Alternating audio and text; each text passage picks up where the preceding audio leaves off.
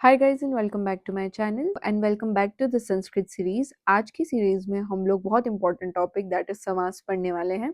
ये exam point of view से बहुत ज्यादा इंपॉर्टेंट है एंड इससे बहुत सारे क्वेश्चंस जो है हमारे पेपर में आ जाते हैं। हमारे पेपर में बहुत सारे क्वेश्चंस आए थे एंड थोड़े से ट्विस्टेड क्वेश्चंस भी कई बार आ जाते हैं, सो आपको थोड़ा कंसेप्चुअल इन डिटेल में जाके पढ़ना इंपॉर्टेंट है। अभी मेरे यूसी एग्जाम्स चल रहे थे, उस वजह से मैं प्रॉपरली वीडियोज नहीं बना पाई थी, लेकिन अब जो है कंटिन्यूस वीडियो आपके पास आएंगी। समास को पढ़ने से पहले मैं आप लोगों को अवयव और उपसर्ग, ठीक है, हम लोग इसी लेक्चर में अवयव भी और उपसर्ग ये दोनों टॉपिक कंप्लीट करने वाले हैं, ठीक है। बिकॉज ये जो है अगर आपने ये पढ़ लिया तो समास थोड़ा इजी हो जाता है, बिकॉज जो समास का एक भेद है अवयव भाव, उसमें ये दोनों आपको पता होने चाहिए कि कैसे होता है, तभी आप उसको अच्छे से समझ सकते हैं। ऑल्सो अपने साथ में नोट्स लेकर के बैठे, जिससे कि आप लोग इस लेक्चर के नोट्स जो है वो साथ के साथ बनाए। ऐसा नहीं करना कि स्क्रीनशॉट लेकर के रख लिया बाद में बना रहे हो, साथ के साथ बनाते जाओ। ऑल्सो आई होप आप लोग ने अभी तक शब्द रूप याद कर लिए होंगे, एटलीस्ट अकारांत, पुल्लिंग, स्त्रीलिंग तो याद कर ही लिए होंगे। शब्द रूप एंड धातु रूप जो है वो एक बार अगर आपने नहीं पढ़ा है तो इस लेक्चर से पहले एक बार उनको कंप्लीट कर लो, ठीक है। अवयव उपसर्ग तो मैं पढ़ा दूंगी, लेकिन शब्द रूप, राम और लता तो एटलीस्ट आपको आने ही चाहिए, ये बेसिक है। तो उनको करके फिर ये लेक्चर को देखना स्टार्ट करना। चलो अब हम फटाफट से इस लेक्चर को स्टार्ट करते हैं। सबसे पहले समास की परिभाषा देखते हैं, ठीक है। समास होता क्या है? दो या दो से अधिक शब्दों को मिलाकर एक नया शब्द बनाने को समास कहते हैं। दो या दो से अधिक शब्दों के मेल को समास कहते हैं, ठीक है। समास का अर्थ है संक्षेप करना, मतलब टू कंसाइज अगर इंग्लिश में बताऊं तो, ठीक है। तो दो या दो से अधिक शब्दों को संक्षेप करना यानी कि उन्हें शॉर्ट फॉर्म में लिखना, है ना। शॉर्ट फॉर्म में लिखने को हम लोग समास बोलते हैं, ठीक है। समास कर लेने पर समास को प्राप्त हुए शब्द के बीच की विभक्तियां नहीं चेंज होती, बल्कि अंत में पूरे शब्द में एक विभक्ति लग जाती है। आपके पास जैसे for example first word and second word है, जिन दोनों के बीच में आपको समास करना है। अब ये जो दोनों वर्ड्स, इन दोनों की विभक्तियां जो है वो सेम रहेगी, दैट विल नॉट चेंज, है ना। एंड जो लास्ट में, जो एंड में आप एक जो सिंगल वर्ड बनाओगे ना, उसमें एक सिंगल विभक्ति लग जाएगी। आपको आगे चल के और डिटेल में समझ में आएगा अच्छे से। विभक्तियां नहीं चेंज होती, बल्कि पूरा ही शब्द में एक विभक्ति अंत में लग जाती है। Next you have to learn this सम सनम समास, है ना। ये निरुक्ति है, इसको याद कर लेना, अर्थात संक्षिप्त में होने को समास कहते हैं। या फिर अनेक पदानाम अनेक पदी भवनम समास, अनेक पदों को मिलाकर एक पद होना ही समास कहलाता है। दोनों में से जो भी आपके लिए इजी रहे वो याद कर लेना। इंपॉर्टेंट चीज ये आती है कि विग्रह, विग्रह जैसे संधि विच्छेद पढ़ा था, वैसे ही समास विग्रह होता है। तो विग्रह जो होता है दो प्रकार का होता है, लौकिक विग्रह और अलौकिक। लौकिक बेसिकली क्या होता है, जो हम लोग लेमैन लैंग्वेज में नॉर्मल में करते हैं, और अलौकिक क्या होता है, जो ग्रामेटिकली, जिसमें व्याकरण इन्वॉल्व होती है वो। यहाँ पे देख लेते हैं। लौकिक विग्रह क्या होता है, जिसका लोक व्यवहार में प्रयोग हो, मतलब जो normal day to day life या लेमैन में। और अलौकिक क्या होता है, जिसका संबंध व्याकरण से हो, जहाँ पे ग्रामेटिकल यहाँ पे लैंग्वेज यूज हो, तो उसे हम लोग अलौकिक कहते हैं, ठीक है। जैसे एग्जाम्पल देख लेते हैं, यहाँ पर बता रखा है भूत पूर्व। अब इसका लौकिक देखेंगे तो पूर्व धन भूत, तो ये लौकिक विग्रह हो गया। फिर पूर्व धन धन भूत धन सु करके बनाए, तो ये अलौकिक विग्रह। नेक्स्ट समास के भेद 5 होते हैं, अव्यय, तत्पुरुष, बहुव्रीहि, द्वंद्व और केवली समास। ये 5 हम लोग समास पढ़ने वाले हैं, ठीक है। सबसे पहले अव्ययवाची समास पढ़ते हैं। उसको पढ़ने के लिए मैं आपको पहले एक बार उपसर्ग एंड अव्यय बताऊंगी, ठीक है। तो उपसर्ग क्या होता है, यहाँ पे देखो। उपसर्ग बेसिकली इंग्लिश में अगर मैं बताऊं तो उपसर्ग को हम लोग प्रीफिक्स से समझ सकते हैं, जो कि किसी भी वर्ड के आगे लग जाते हैं तो उसे हम लोग प्रीफिक्स बोलते हैं। जो वर्ड के बाद में लगेगा उसे सफिक्स, सफिक्स को क्या बोलते हैं, प्रत्यय, और प्रीफिक्स को क्या बोलते हैं, उपसर्ग बोलते हैं, ठीक है। अब यहाँ पर जो उपसर्ग होता है, किसी भी वर्ड के आगे उपसर्ग लगने से उस वर्ड का मीनिंग जो है वो थोड़ा सा चेंज हो जाता है, वो अभी हम लोग आगे देखें। तो संस्कृत में कुल 22 उपसर्ग होते हैं।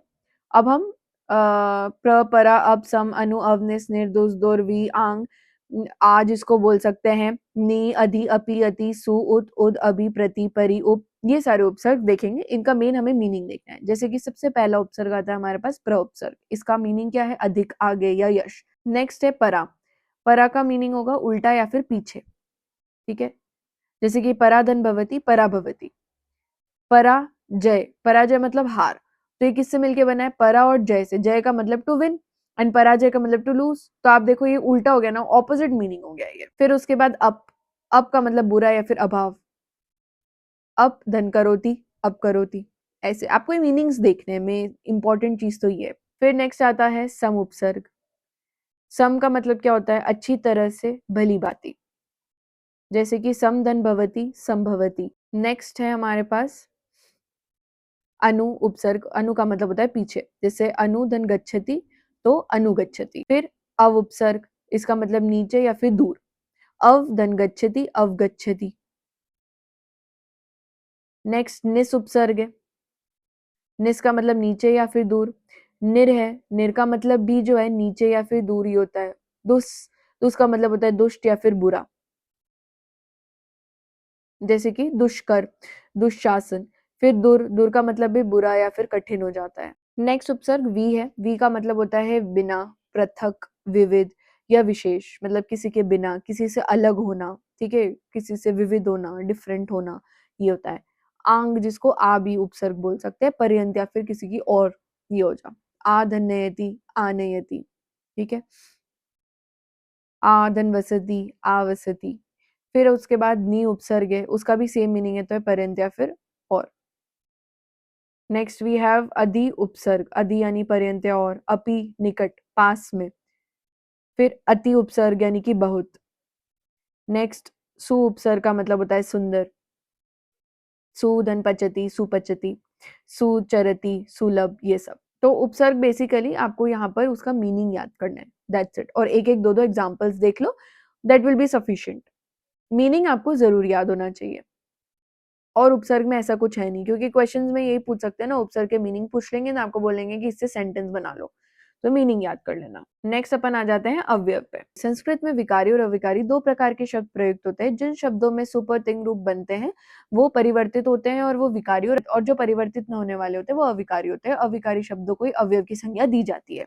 सिंपल सी बात है, अवयव किनको बोलते हैं? जो चेंज ना हो, ठीक है, किसी भी तरीके से चेंज ना हो, उन्हें हम लोग अवयव बोलते हैं। तो आपको क्या याद रखना है? संस्कृत में विकारी अविकारी दो प्रकार के शब्द होते हैं। जिन शब्दों में सुपर तिंग रूप बनते हैं, अर्थात जो परिवर्तित होते हैं, वो विकारी हो गए, और जो परिवर्तित ना हो वो अविकारी है, जिसको हम लोग अवयव बोलते हैं, ठीक है। जैसे कि जो पद तीनों लिंगों में, सभी विभक्तियों में, सभी वचनों में एक समान रहे, वो अवयव कहलाते हैं। जैसे कि अपि गंगा और अपि राम। ये ना, ये सिर्फ एक एग्जाम्पल है, एग्जाम्पल के रूप में समझना। यहाँ पे एक तो गंगा है और अपि राम है। चाहे गंगा जो है स्त्रीलिंग है और राम पुल्लिंग है, ठीक है, लेकिन मैंने अपी ही यूज किया है ना दोनों के आगे, मतलब अपी में चेंज तो कुछ भी नहीं हुआ है। तो चाहे मैं स्त्रीलिंग यूज कर रही हूँ, यहाँ मैं पुल्लिंग यूज कर रही हूँ, मेल फीमेल, अपी रहने वाला है, इसका मतलब ये अपरिवर्तित है ना, इसमें कोई चेंज नहीं हुआ। तो ये हो गया हमारा अवयव। अब हम लोग यहाँ पर अवयव के मीनिंग भी देख लेते हैं। जैसे च, च का मतलब होता है, च एक संस्कृत अवयव है और इसका मतलब होता है और। जैसे कि आपको पता है राम, श्याम, गणेश, महेश और देवेश, इसको संस्कृत में कैसे लिखेंगे? राम श्याम गणेश महेश देवेश च। तो च का मतलब क्या हो गया? और। नेक्स्ट उसके बाद अपने पास आता है अपि। अपि के दो अर्थ होते हैं। पहला अर्थ तो भी यानी कि ऑल्सो, है ना, ये इसका प्रथम अर्थ है। और दूसरा अर्थ होता है इसका प्रश्नवाचक के हिसाब से, यानी प्रश्न निर्माण के लिए। जैसे कि यहाँ पर आ जाता है सीता, और सीता अपि रामेण सह वनम गच्छति, सीता भी राम के साथ वन जाती है। तो भी आ गया ना, Sita also goes to jungle, also भी, अपि, इसका मीनिंग हो गया। कर्ण अपि पांडव आसित, मतलब कर्ण भी पांडव था, तो भी आ गया यहाँ पे अपि। नेक्स्ट प्रश्न निर्माण के लिए अपि का प्रयोग कैसे होता है? तो अपि कर्ण पांडव अस्ति, क्या कर्ण पांडव है? अपि राम अयोध्यापति अस्ति, क्या राम अयोध्यापति है? ये आता है। लेकिन अपि प्रश्न निर्माण वाले में इतना ज्यादा यूज नहीं होता, आपको अपि को भी और ऑल्सो की तरह याद रखना है। नेक्स्ट है अपने पास इति। रामः मम शत्रु अस्ति इति रावण उक्तवान, ऐसा राम ने कहा। आप देखो यहाँ पे इति अवयव का प्रयोग होता है, अंत में होता है, उदाहरण के अंत में इति का प्रयोग होता है। नेक्स्ट आता है अपने पास एव। एव का मतलब होता है अथवा, ठीक है। नेक्स्ट होता है खलु। खलु का मतलब वास्तव में, निश्चित रूप से। देन ही का मतलब होता है केवल, उच्चे यानी ऊपर। फिर उसके बाद नीचे यानी कि नीचे। युगपत, युगपत का मतलब होता है एक साथ। चक्रेण युगपत यानी चक्र के साथ। सह मतलब कि साथ में। पुत्रेण सह पिता आगता, पुत्र के साथ पिता आया, ठीक है, तो सह हो गया यहाँ पे। फिर उसके बाद सादर, सार्धम साथ, पुनः मतलब यथा और तथा हो गया, यथा मतलब यथा तथा जैसा वैसा। नेक्स्ट हो गया अपने पास में यावत तावत, यावत का मतलब जब तक, तावत का मतलब तब तक, ठीक है, ये इंपॉर्टेंट है। यावत जलमस्ति तावत जीवनमस्ति, मतलब जब तक जल है तब तक जीवन है, ऐसे। यदि हो जाता है, यदि का मतलब इफ, है ना, तरही का मतलब देन, ऐसे याद रखो, इंग्लिश में याद रखोगे तो इजीली याद हो जाएंगे। नेक्स्ट आ जाता है यदा तदा, है ना, जब तब हो गया, यदा भवन मम नगरम, ऐसे याद रखो। फिर न मतलब नहीं, कति मतलब कितने, ये क्वेश्चन वाले आ गए। कुतः मतलब कहाँ से, सर्वत्र सभी जगह, अन्यत्र कहीं और या दूसरी जगह, कुत्र यानी कि कहाँ, कुत्र कहाँ, अत्र यहाँ, तत्र वहां, एकत्र एक जगह, सदा यानी हमेशा।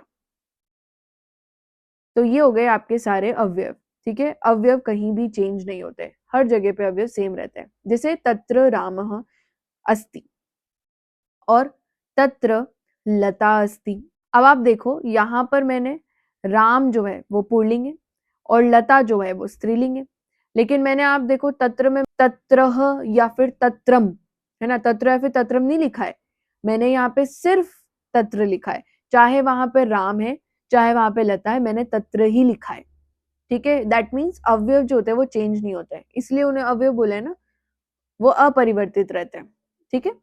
आगे बढ़ने से पहले आपको ये भी पता होना चाहिए, कर्ता ने कर्म को, कर्म को करण से के द्वारा, संप्रदान के लिए, अपादान से अलग होने पर, संबंध का के गी, ये जो सर्वनाम रूप है ना, अधिकरण में पर, संबंध, ये सब जो होने चाहिए ये भी आपको याद होने चाहिए, ये आगे चल के बहुत ज्यादा हेल्प करेंगे। तो आपने एक तो शब्द रूप पढ़ लेने हैं और आपको ये भी याद होने चाहिए, ठीक है। ये अब हम आगे बढ़ते हैं। तो अवयव में भी आपको मेनली तो ये याद रखने हैं, जो इनके मीनिंग्स है वो याद होने चाहिए, कौन से अवयव का क्या मीनिंग होता है वो इंपॉर्टेंट। जैसे मैं आपको बताती हूँ क्वेश्चन कैसे आते हैं, जैसे अपी आ गया, अपी का आप पहले तो मीनिंग बता दो, ठीक है, और फिर उसके बाद में उसका सेंटेंस में प्रयोग करो। ये हमारे पेपर में क्वेश्चन आया था। तो अब सेंटेंस में प्रयोग कैसे हो पाएगा, सेंटेंस में तभी प्रयोग हो पाएगा जब आपको अपी का मीनिंग अच्छे से पता होगा, ऑब्वियसली, है ना, मीनिंग पता होगा तो सेंटेंस इजीली बना पाओगे। अब समास स्टार्ट करते हैं। अब देखो हमारा शुरुआत से यही चला है कि हम पहले हमारे नोट से पढ़ लेते हैं, बुक तो आप भी खुद पढ़ सकते हो, राइट, नोट से आपको समझाना ज्यादा इंपॉर्टेंट है, तो ये मैंने पहले से लिख रखे हैं। यहाँ से अव्यय भाव समास जो कि पहला आपका भेद है वो देखेंगे। सो अव्यय भाव, अवयव तो आपको पता ही है अवयव का मतलब क्या होता है। तो जहां पहला पद कोई अवयव या फिर उपसर्ग हो, दोनों चीजें हम लोग पढ़ रखे हैं, ठीक है, अवयव भी पढ़ लिया हमने, उपसर्ग भी देख लिया है, ठीक है। अब जैसे यहाँ पर एग्जाम्पल है उपगंगम, क्वेश्चन किस तरीके से आएगा हम पहले वो देखेंगे। उपगंगम दे दिया, आपसे पूछेंगे या तो समास कौन सा है, या क्वेश्चन पूछा जाएगा समास विग्रह करो, या फिर आपसे पूछ सकते हैं अलौकिक विग्रह करो। अब जैसे कोई नॉर्मल होगा, ठीक है, जिसने मेरा लेक्चर नहीं देखा होगा उसको तो पता ही नहीं चलेगा कि भाई अलौकिक विग्रह होता क्या है, लेकिन आपने क्योंकि मेरा लेक्चर देखा, यू नो कि अलौकिक विग्रह का मतलब समास विग्रह ही होता है, ठीक है, अलौकिक विग्रह का मतलब समास विग्रह ही होता है ना, तो समास विग्रह ही करना है। तो उपगंगम का क्या हो जाएगा, समास क्या होगा या फिर इसका समास विग्रह करके बताओ, दो तरीके से क्वेश्चन पूछेंगे, ठीक है। अब समास कौन सा है आपको पता है, उप आ रहा है, उप यानी कि जहां पर अव्यव या उपसर्ग आता है, हमें पता है डायरेक्टली कौन सा समास हो जाता है, अव्ययभाव समास हो जाता है, क्लियर कट आंसर है। लेकिन अब हम पढ़ेंगे जैसे कि सु हो गया, ठीक है, अब आपको सु पता है, सु क्या है, एक उपसर्ग है, तो मतलब कि क्या हो गया, ये अव्ययभाव समास हो गया ना अपना, करेक्ट। अब हम लोग यहाँ पर समास विग्रह कैसे करते हैं उसका हम लोग आंसर देखेंगे। उपसर्ग 22 है और अवयव भी बहुत सारे हैं, तो सभी इनका विग्रह करने में सभी के अलग अलग रूल्स है। तो मैं आपको मेन रूल्स एक बार बता देती हूँ और हमें मेन ही पढ़ने हैं। जैसे सबसे पहले उप है, ठीक है, उप हो गया, अनु हो गया, अपी हो गया, प्र हो गया, ये जो इंपॉर्टेंट है ना, इनके एक तो मीनिंग आपको याद होने चाहिए और इनके ही हम लोग डिफरेंट, लेकिन इनके डिफरेंट रूल्स होते हैं सभी विग्रह के लिए। तो हम लोग इनके डिफरेंट रूल्स देखेंगे और इंपॉर्टेंट में बता देते हैं, और आपको इंपॉर्टेंट ही पढ़ने हैं, सारे पढ़ने की जरूरत नहीं है। सबसे पहले उप की बात करते हैं। तो उप के स्थान पर समीप व इसके बाद वाले संज्ञा या फिर सर्वनाम शब्द में आपको षष्ठी विभक्ति का प्रयोग करना है, ठीक है। अब आपको पता होना चाहिए कि षष्ठी विभक्ति होती क्या है। जैसे एग्जाम्पल देखते हैं, पहले उप है तो उप के स्थान पर क्या लिखोगे आप, उप के स्थान पर समीप कर दोगे, ठीक है। और गंगम, गंगम के स्थान पे क्या किया आपने, गंगायाह किया, ठीक है। अब जैसे देखो षष्ठी विभक्ति यहाँ पर यूज हो रही है। षष्ठी विभक्ति का मतलब क्या है, तो आपको ये तब पता चलेगा जब आपको शब्द रूप आते होंगे या फिर धातु रूप आते होंगे। धातु रूप तो ऐसा यूज नहीं होगा, लेकिन शब्द रूप मेन है जो आपको पढ़ने हैं अभी।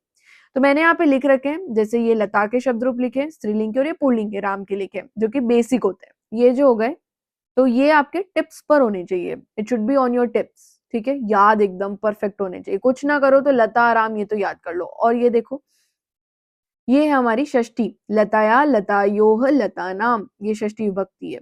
रामस्य रामयोः रामाणाम, दिस इज योर षष्ठी विभक्ति ऑफ पुल्लिंग। सो उपगंगम, है ना, तो गंगा, गंगा क्या है, आकारांत स्त्रीलिंग है ना गंगा, ठीक है, मतलब स्त्रीलिंग है गंगा, स्त्रीलिंग ही होती है, और आकारांत है, तो मतलब गंगा के शब्द किसके अकॉर्डिंग चलेंगे, लता के अकॉर्डिंग चलेंगे।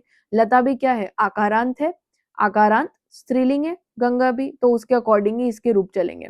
और यहाँ पे लता के मैंने रूप लिख रखे हैं यहाँ पे। अब कृष्ण की देख लो, कृष्ण जो है वो क्या है, कृष्ण जो है वो क्या है अपना, अकारांत, अकारांत पुल्लिंग है, ठीक है। और इसके रूप किसके अकॉर्डिंग चलेंगे, तो जो राम है, राम के अकॉर्डिंग चलते हो, राम भी क्या है, अकारांत पुल्लिंग है, ठीक है, और राम के रूप मैंने यहाँ पे लिख रखे हैं। अब ये लता के हो गए और ये राम के रूप हो गए, ठीक है। सो और ये इनकी षष्ठी विभक्ति हो गई। उप के स्थान पर तो समीप हो गया, ठीक है, और संज्ञा और सर्वनाम जो है उनका षष्ठी विभक्ति में चेंज हो जाता है, तो ये उप के रूल्स है। तो उप गंगम, तो क्या हो गया यहाँ पर, उप का तो हो गया समीपम, और जो गंगम है उसकी षष्ठी विभक्ति कर लेंगे, ठीक है। षष्ठी विभक्ति क्या हो जाती है, गंगायाः, और यहाँ पे एक वचन आएगा क्योंकि गंगा तो एक ही होती है, तो एक वचन का षष्ठी विभक्ति क्या हो गया, लतायाः। अब मैं आपको ना एक बहुत इंपॉर्टेंट कॉन्सेप्ट बताती हूँ, मतलब ये जो कॉन्सेप्ट है ना, ये रिलेट करने के लिए बहुत ज्यादा इंपॉर्टेंट है। बच्चों को ये कॉन्सेप्ट समझ ही नहीं आता, एंड देन दे फील कि समास और संधि और ये सारे बहुत ज्यादा कंफ्यूजिंग टॉपिक्स और हमसे तो होंगे ही नहीं। तो मैं आपको बताती हूँ कैसे इजी करते हैं। आपको पता है उप का मतलब होता है समीप, समीप का मतलब होता है पास में, ठीक है। तो अब आपको पहले ये, जैसे अगर किसी को ये पता है ना कि उप गंगम, तो इसका मतलब क्या होगा, इसका अगर मैं हिंदी में करूंगी तो इसका मतलब होगा गंगा के पास में, है ना, गंगा के पास में या फिर गंगा के समीप। अब यहाँ पे के आया है, अब मैंने आपको बोला है सर्वनाम शब्द, मतलब वो जो पहले मैंने बताया था कि कर्ता ने कर्म को करण से के द्वारा संप्रदान के लिए अपादान से अलग होने पर संबंध का के की। अब आपको समझ में आया यहाँ पे क्या आया, का के की आया है ना, और इधर भी हो गया है, इधर देखा गंगा के समीप। अब का के की आ रहा है, तो का के और की आपको ये पता होना चाहिए कि का के की किस में आ रहा है, का के की आ रहा है अपनी षष्ठी विभक्ति में। तो सिंपल सी बात है, यहाँ से ये जाहिर हो रहा है कि यहाँ पर क्या हो रहा है, आपको षष्ठी विभक्ति ही यूज करनी है, ठीक है। तो इससे आपको ये क्लियरली पता चल रहा है कि हमें उप के साथ में षष्ठी विभक्ति यूज करनी है। तो बाय चांस अगर आप एग्जाम में ये भूल जाओ कि भाई हमें ये नहीं पता चल रहा है कि हमें कौन सी विभक्ति यूज करनी है, हम लोग बहुत कंफ्यूज हो गए, समझ ही नहीं आ रहा है, तो सिंपल सी बात है कि यहाँ पर इसका हिंदी मीनिंग देख लो कि समीपम, तो क्या होगा, गंगा के समीप, तो समीप है, that means you have to use षष्ठी विभक्ति। जैसे कि इसमें बात करूंगी कृष्णस्य समीपम, कृष्णा के समीप, तो कृष्णस्य, तो आपको क्या यूज करना है यहाँ पे, षष्ठी विभक्ति यूज करनी है, एज सिंपल एज दैट, ठीक है। अब षष्ठी विभक्ति क्या होती है वो आपको किस में क्या यूज करना है पता होना चाहिए। अगर स्त्रीलिंग है तो लता के अनुसार यूज कर लो, अगर पुल्लिंग है तो राम के अनुसार यूज कर लो। और षष्ठी विभक्ति क्योंकि एक ही कृष्ण की बात हो रही है, एक ही गंगा की बात हो रही है, इसलिए यहाँ पर एक वचन यूज किया है। जहां पर दो की बात होगी तो वहां पर हम लोग ये द्विवचन यूज करेंगे, जहां पर तीन की बात होगी ना तो हम लोग ये बहुवचन, तीन या मोर देन तीन, तो हम लोग बहुवचन की बात करेंगे। देखो अनु हमने पढ़ा, यू मस्ट रिमेंबर अनु का मतलब होता है पश्चात, ठीक है, यानी कि पश्चात या फिर बाद में, है ना, या फिर पीछे, ऐसे कुछ मीनिंग होता है अनु का, ठीक है। अब जैसे देखो अनु का पश्चात बनेगा, जो मीनिंग है ना उससे रिलेटेड ही यहाँ पर जो है आपको विग्रह करके शब्द यूज करने, रिलेटेबल शब्द है सब। अब जैसे साधारण संज्ञा है तो आप पश्चात यूज करोगे। भाववाचक संज्ञा, भाववाचक का मतलब क्या होता है, कोई भी एडजेक्टिव है, काइंड ऑफ एडजेक्टिव, जहां पे भाव, जहां पर क्या हो रहा है, जहां पर भाव व्यतीत हो रहा है, ठीक है, भाव व्यक्त किए जा रहे हैं। जैसे कि अनुरूपम, रूप जो है वो एक भाव है कि तुम्हारा जो रूप है वो बहुत सुंदर है। तो अनुरूपम, अगर ऐसे कुछ भाव यूज हो रहा है ना, तो उसके स्थान पर हमें क्या यूज करना है, योग्यम। और अगर कोई साधारण, जैसे रथ है, चैरिट है, साधारण संज्ञा है, तो उसमें क्या यूज करेंगे हम लोग, नॉर्मली पश्चात यूज कर लेंगे। जैसे कि अब यहाँ पर अनुरूपम है, तो रूपस्य योग्यम, यहाँ पर भी क्या यूज हो रहा है, यहाँ पर भी षष्ठी विभक्ति ही यूज हो रही है, ठीक है। रथस्य पश्चात, यानी रथ, इसमें रथस्य पश्चात क्या हो जाएगा, रथ के पीछे, है ना, रथ के पीछे। यहाँ पे क्या हो गया, का के की, ये यूज हो रहा है ना, काके की। जैसे अब यहाँ पर देख लो, काके की हो गया तो रामस्य, रामयो, वहां पे ऑल्दो नपुंसकलिंग यूज हुआ है। रथ जो होता है, रथ एक नॉन लिविंग चीज है ना, तो यहाँ पे नपुंसकलिंग यूज हुआ है। नपुंसकलिंग में ऑलमोस्ट सब जो है वो, मतलब स्टार्टिंग है, प्रथमा और द्वितीय डिफरेंट होते हैं, बाकी सब जो है वो किसके अकॉर्डिंग चलते हैं, पुल्लिंग के अकॉर्डिंग चलते हैं, ठीक है। सो यहाँ पर रथस्य पश्चात, और रूप है, रूप क्या है, एडजेक्टिव है, भाववाचक संज्ञा है, तो इसलिए रूपस्य योग्यम आ जाएगा। ऑलराइट, अब आपको ये समझ में आ रहा होगा कि हमें ना ऐसे याद रखने की जरूरत नहीं है कि इसमें षष्ठी विभक्ति यूज होगी, इसमें द्वितीय विभक्ति यूज होगी, या मान लो चतुर्थी विभक्ति यूज होगी, ऐसा याद रखने की बिल्कुल जरूरत नहीं है। आप लोग सिंपली हिंदी में, हिंदी को याद रखते हुए, जो कि हमें ऑब्वियसली याद है, उसको याद रखते हुए हम लोग विभक्ति को रूल आउट कर सकते हैं कि भाई ये यूज होगी और ये यूज नहीं होगी। नेक्स्ट मैं आपको बता देती हूँ यथा, ठीक है। यथा के स्थान पर अनतिक्रम में यूज होता है, द्वितीय विभक्ति यूज होती है। इसमें ऐसा कुछ है नहीं, बस आपको याद ही रख लो, एक तो अनतिक्रम में यूज हो रही है, और शक्ति में नहीं, द्वितीय विभक्ति नॉर्मल है, कुछ याह या फिर याणा नाम ऐसा कुछ नहीं यूज हो रहा, नॉर्मल शक्ति में अनतिक्रम में। स का, अब इसमें देखो, स का मतलब होता है साथ में, ठीक है, साथ में, तो यहाँ पे यूज भी क्या करेंगे, सहितम यूज कर लेंगे, ठीक है। अब सहितम मतलब किसी के साथ में, तो यहाँ पर जो है चक्रेण सहितम तृतीय विभक्ति यूज हो रही है, ठीक है। कर्ता ने कर्म को करण से, है ना, या के द्वारा, है ना, चक्र के द्वारा, चक्र के साथ, चक्र के द्वारा, तो यहाँ पर चक्रेण सहितम यूज हो रहा है।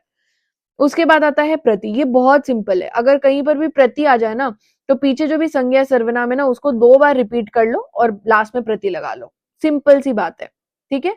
और जो इसमें विभक्ति यूज हो रही है वो ही विभक्ति यहाँ पर यूज करनी है, नथिंग एल्स। तो ये तो देखो इंपॉर्टेंट है, मोस्टली आपके क्वेश्चन ना इन्हीं पांचों में से आ जाते हैं। और मैं आपको बुक एक बार देख लेते हैं, बुक में क्या क्या बता रखा है, उस अकॉर्डिंग भी हम लोग एक बार फटाफट से देख लेंगे। तो जैसे देखो, बुक में मैंने यहाँ पे ऑलरेडी चीजें लिख रखी है। जैसे अवयव में आपको सबसे पहले तो ये लिखना है, पूर्व पदार्थ प्रधान, मतलब इस समास में जो पूर्व पद है, उसके जो पूर्व पद का जो अर्थ होता है वो प्रधान होता है। सबसे पहली चीज तो ये याद होनी चाहिए। उसके बाद यहाँ पर जो है, ये बहुत ही कंफ्यूजिंग वे में चीजें दे रखी है। हमने जो नोट्स में देखा वो बहुत ही इजी तरीके से मैंने बता रखा था, उसी हिसाब से मैंने ना यहाँ पे लिख दिए, तो अपने को उसी हिसाब से याद रखना है, बुकिश लैंग्वेज नहीं याद करनी है। तो जैसे कि यहाँ पर अगर अधि प्रत्यय आते हैं ना आपके पास, तो अगर आपके पास ना अधि प्रत्यय अगर आता है, तो अधि में आपको इति लगाना है। जैसे हमने वहां देखा था, स आया तो हमें समीपम लगाना है, ठीक है, और तृतीय विभक्ति लगानी है, जो भी थी, जो भी विभक्ति लिखी थी अपन ने। वैसे ही यहाँ पर अगर अधि उपसर्ग है या अवयव है, तो हम यहाँ पर इति लगाएंगे। जैसे कि अधि हरि है ना, तो हरौ इति। अध्यात्म है तो आत्मनि इति, ठीक है। समीप का तो ऑलरेडी पढ़ ही लिया, उप है तो समीपम लगाना है, षष्ठी विभक्ति। नेक्स्ट यहाँ पर है, अगर आपके पास सु है यहाँ पे, है ना, तो इसमें आपको समृद्धि लगाना है, तो सु का क्या लगाना है, समृद्धि लगाना है, ठीक है। और विभक्ति कौन सी है, षष्ठी विभक्ति लगानी है। फिर जैसे निर है ना, निर अपन ने पढ़ा था ना, निर उपसर्ग देखा था, तो निर्मक्षिकम या निर्विघ्नम, तो अगर निर आ गया है तो उसमें आपको अभाव लगाना है। अब जैसे देखो, निर्मक्षिकम यानी मक्खियों का अभाव। अब यहाँ पर यहाँ देखो, मक्खियां, मक्खियां क्या है, सिंगल मक्खी की बात नहीं करी, मक्खियों की बात करें, मतलब ये बहुवचन है।